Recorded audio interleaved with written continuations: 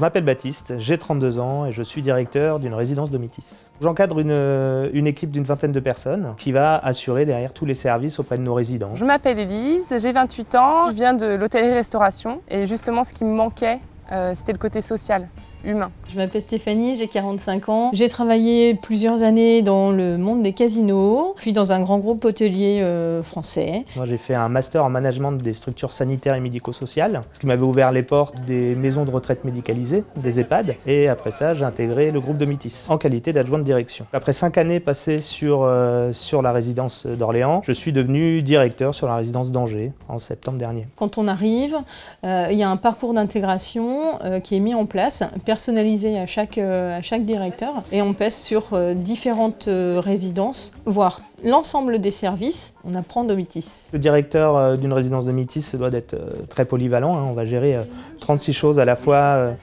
au quotidien, donc c'est vrai que c'est ce qui rend le métier aussi intéressant. Déjà, je vais m'occuper de l'encadrement de mon équipe, donc une grosse partie de management, de recrutement. Un rôle commercial qui est très important au début, et aussi de relations publiques. C'est avant tout préserver le bien-être des résidents, leur confort. Ça va être aussi la partie qualité avec le suivi des procédures, la mise en place sur la résidence des procédures et leur suivi.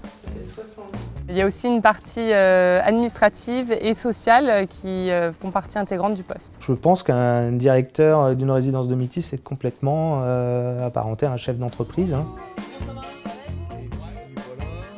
On gère son équipe, on gère ses clients. La différence, c'est qu'en plus des clients, on est en contact quotidien avec les familles, les aides à domicile, les médecins, les infirmières. Donc on va vraiment avoir des contacts très divers. On trouve les services de l'hôtellerie-restauration quand même, mais en même temps, il y a ce lien social qui se met en place avec les résidents.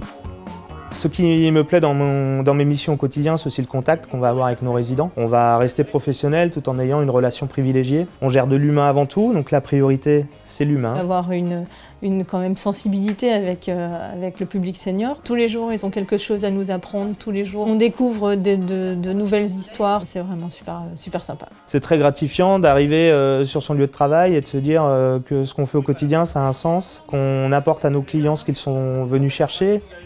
Pour moi, les plus belles réussites, c'est quand il y a un résident qui est arrivé fatigué d'une hospitalisation ou autre, ou un peu perdu, isolé.